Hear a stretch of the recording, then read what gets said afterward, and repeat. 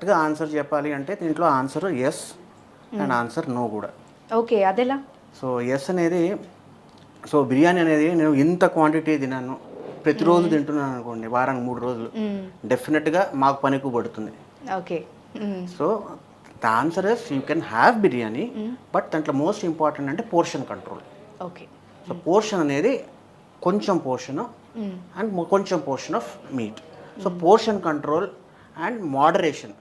నేను ప్రతిరోజు బిర్యానీ తింటా, 3 రోజులు ఒక రోజు బిర్యానీ తింటా అంటే డెఫినెట్గా అది గుండెకి ఎఫెక్ట్ చేస్తుంది.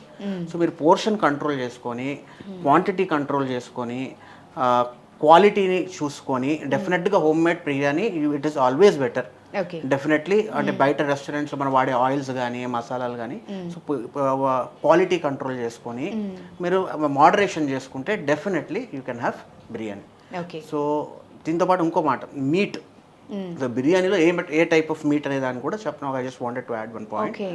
మీట్ అనేది కూడా నాది ఒక థియరీ ఉంది. సో మీట్ అనేది ఏ జంతువు నుంచైనా 2 కాళ్ళ జంతువు meat is any time better than more than 4 legs. 2 కాళ్ళు అంటే చికెన్ తినచ్చు, ఓకే. ఫిష్ కాళ్ళు లేవు కాబట్టి తినచ్చు. 4 legged అంటే బీఫ్ కానీ పోర్క్ కానీ any type of red meat. Goat కూడా ఎనీ లెగ్స్ సింపుల్ 2 కాళ్ళు లేని మీటే ఇట్ ఈస్ ప్రిఫరబుల్. ఎగ్